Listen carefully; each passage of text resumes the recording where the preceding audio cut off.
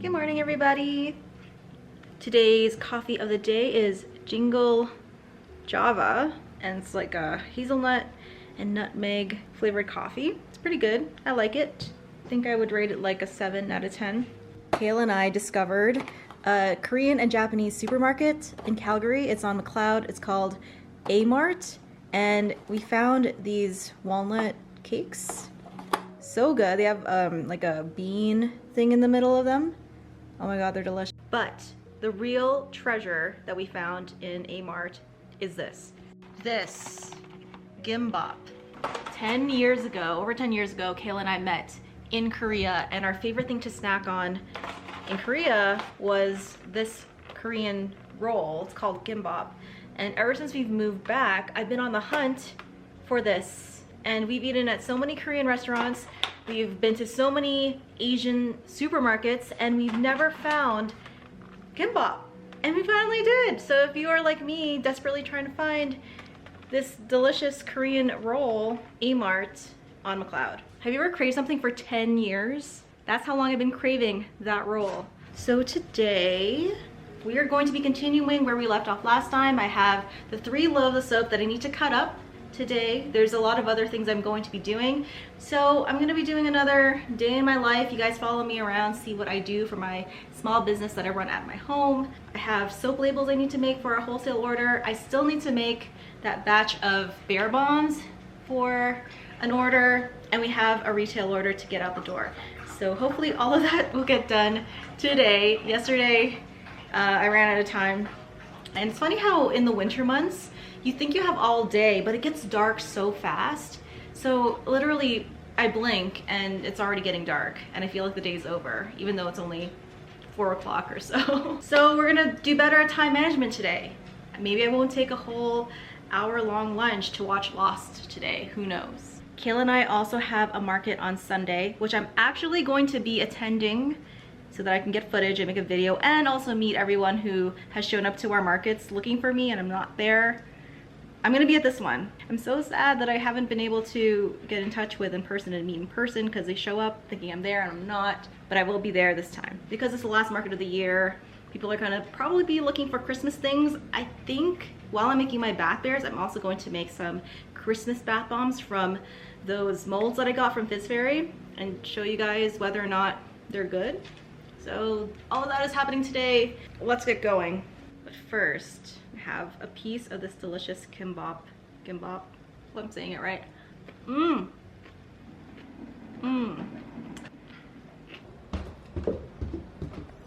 So this sink still doesn't work, so I'm running a heater near the area, and this should warm up the pipes enough so I can... Nope, this is not working. It's not happening. Uh-oh. I'll try again in a little bit. I think it needs a little bit more time.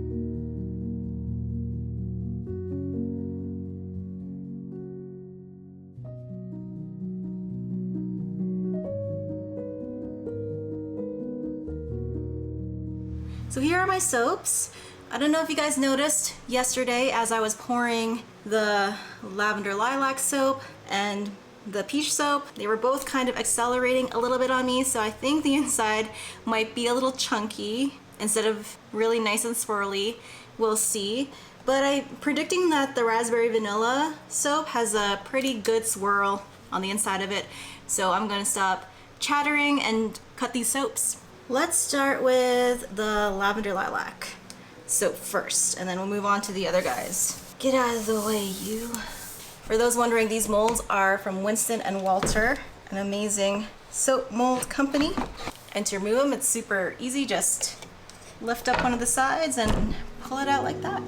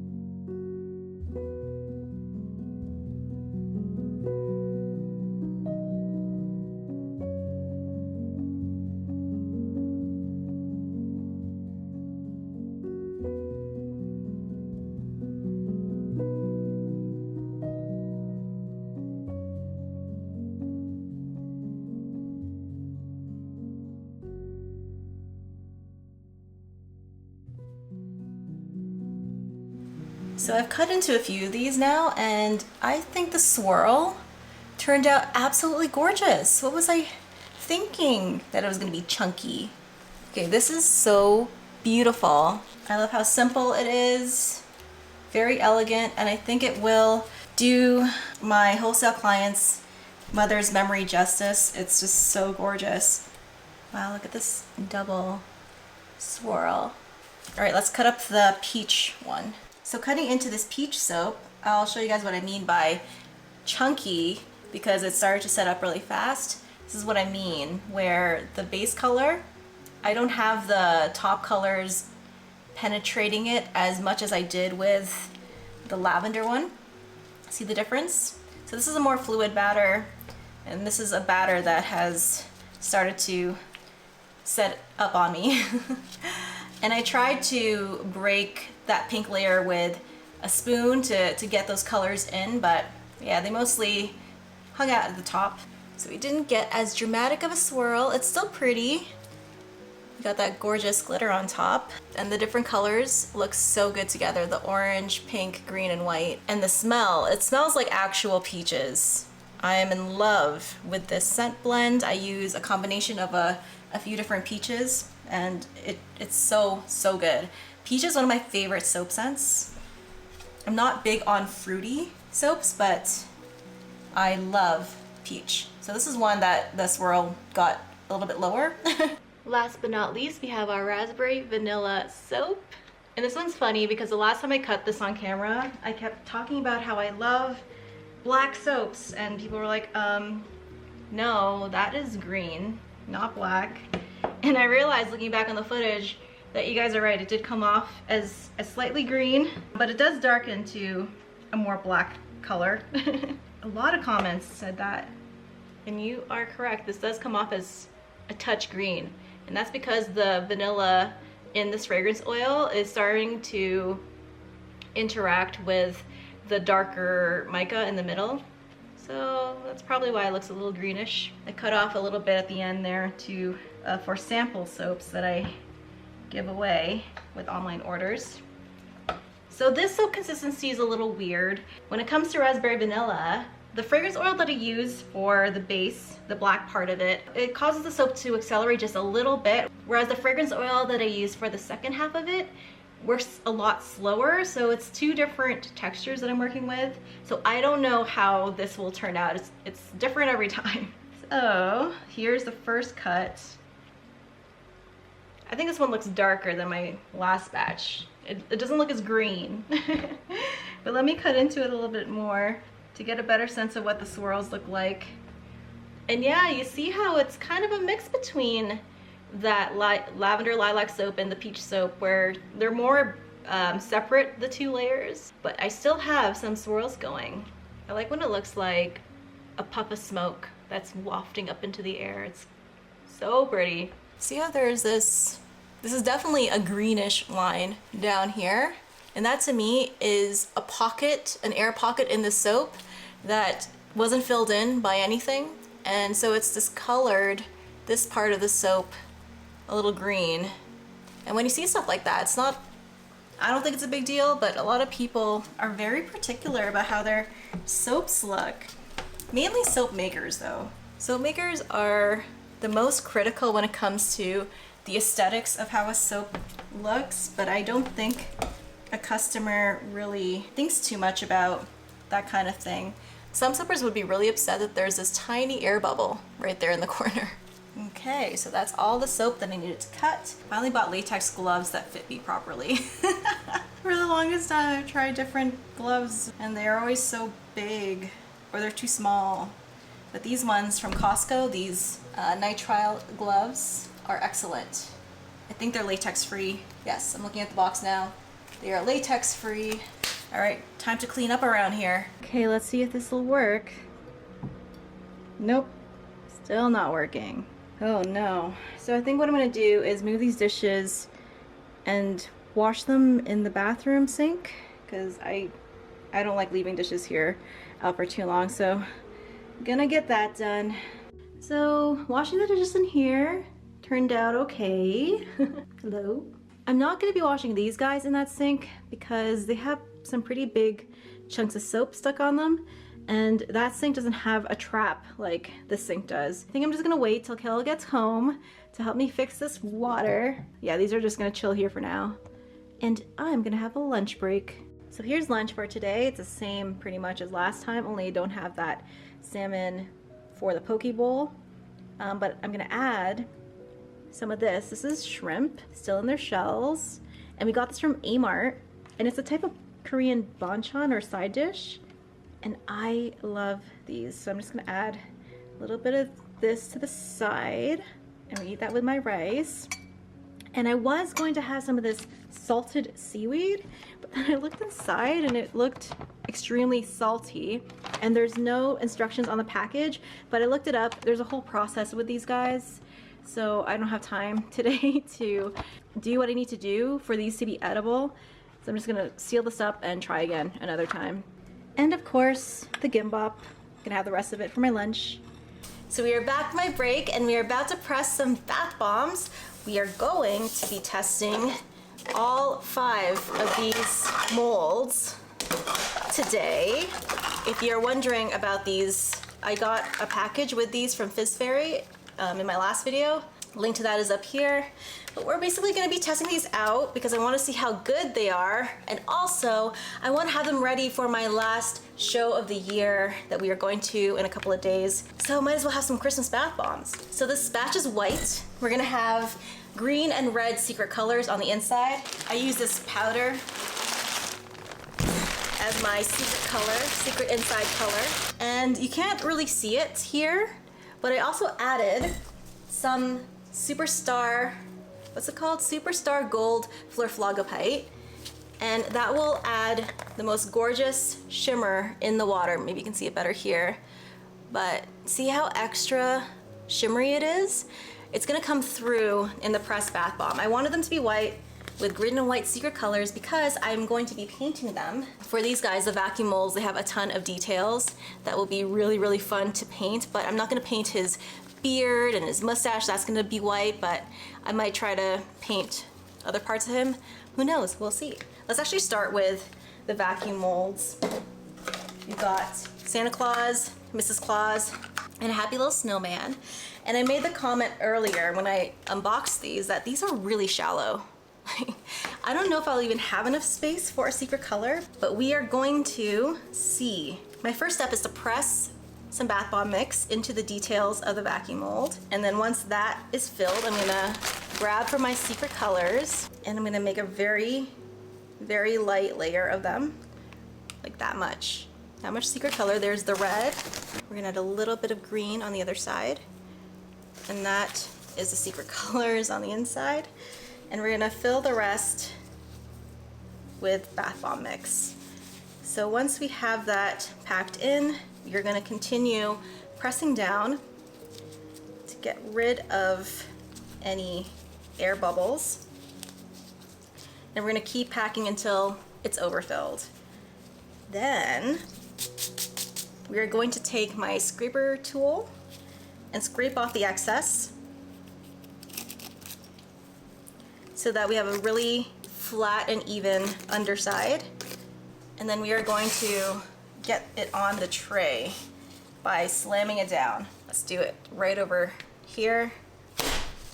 I'm actually gonna move him into position in the corner before I reveal. We're gonna lift him up.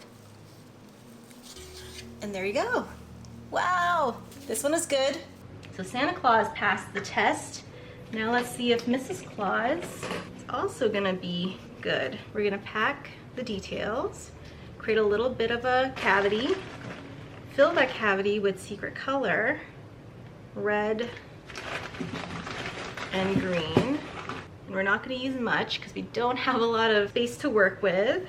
And we're gonna cover it on top, pressing down into those details and keep overfilling. And once it's overfilled, we're gonna scrape that and we're gonna unmold. Move her into position and lift her up. Oh, perfect.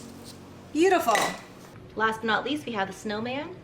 This one is a bit deeper than the other ones. I have a little bit more space to work with. Fill him with a bigger chunk of secret color. I'm gonna put it in his bottom area, and we're gonna keep filling until we get all those nooks and crannies, and we're gonna overfill. Okay, I think we're good. Let's unmold him.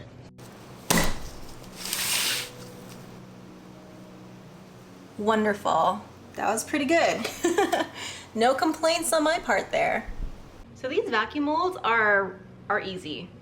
They're super, super simple. You just fill them, then you turn them upside down and then lift them up and you have a bath bomb. These ones, these 3D hand press molds are a little trickier. So I'm gonna show you my technique, which doesn't work with every 3D hand press mold.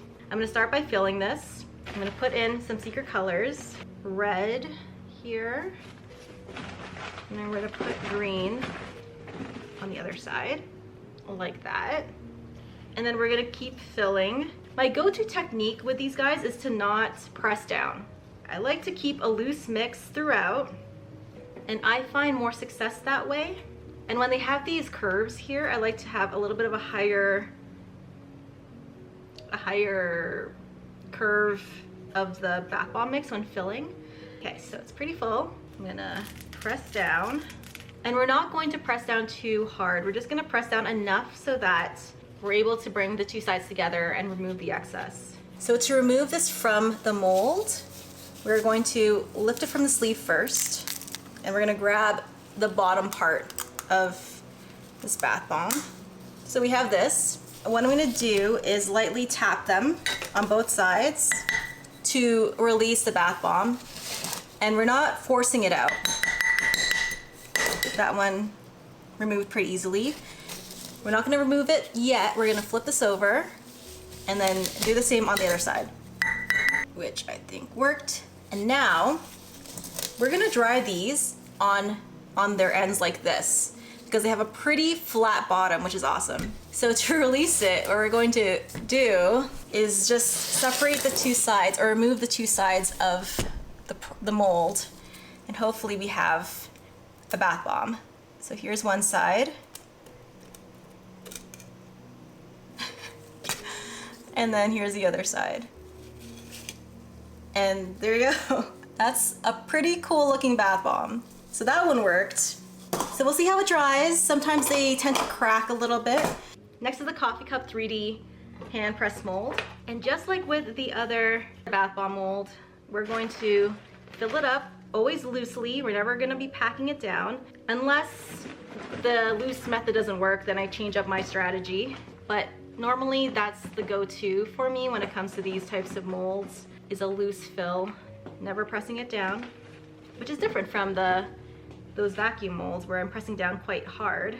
Here are my secret colors, and we're gonna continue to fill, again, loosely. And for those wondering, the fragrance oil that I'm using is Snow Day by Fizz Fairy. It's this one over here.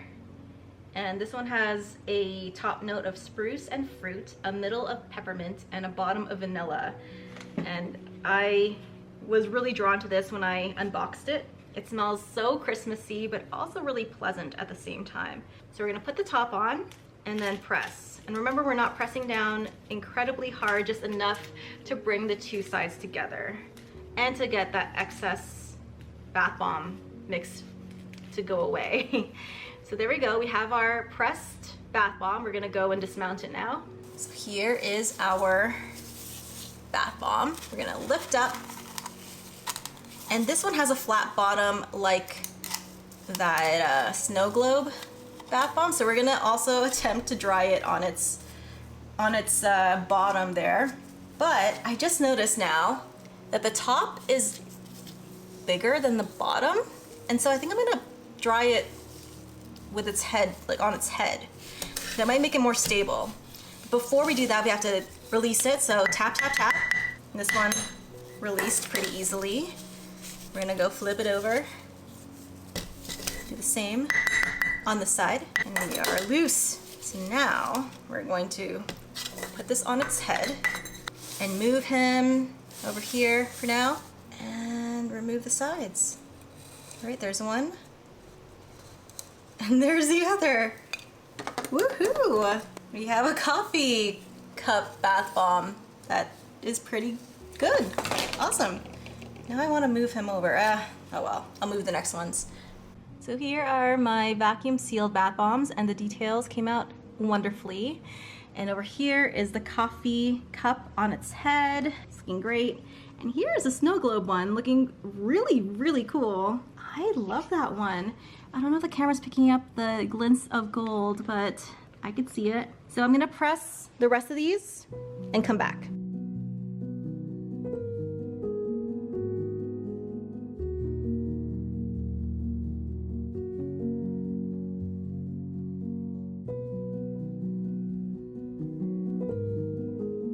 So here are all the pressed Christmas bath bombs. I am so pleased with them. They look so good, especially these guys. Look at her glasses. Look at his little scarf. And his beard has all these little curlies. I don't know if you can see it. He has a very curly beard. And these coffee cup ones, they look great. The edges are a little fuzzy, but I was able to press them. I have a few warts here because I turned my humidifier on, because when I turned it on it read 41 degrees humidity, 41%, and for me that's low when I'm remembering that there's heat in my house. There's constantly moisture being pulled from the air.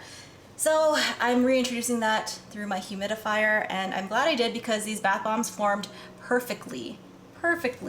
And oh my gosh, these snow globe ones, what? They are so cool looking. Wow. I think these guys might go really fast at my Christmas show. I'm calling it a Christmas show. I don't know if it's officially a Christmas show, but I'm gonna bring you guys actually to that show so you can see how we vend now. The process might be a little bit different, but that's a future video. Stay tuned for that. Awesome. So I'm gonna let these dry overnight and I'm gonna paint them tomorrow, which I'll show you in another video. I just have one more batch of bear bombs to make, and I'll show you that once they're all pressed.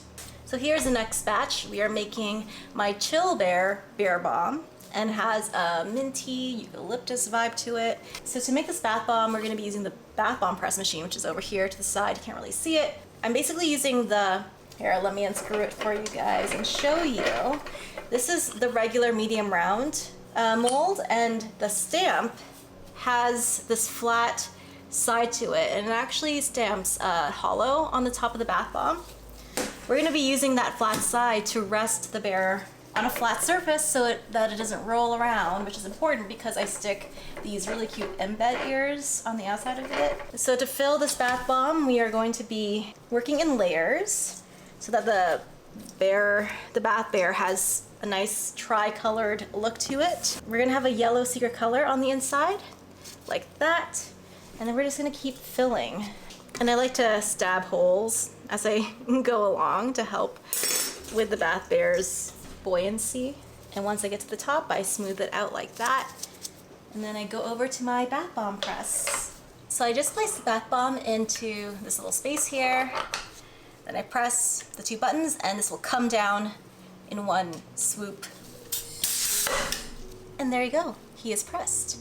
To release him from this, I give it a bit of a twist. I totally forgot that he has sparkles on his head. He's supposed to have sparkles, but that's okay. I'll just add the sparkles later.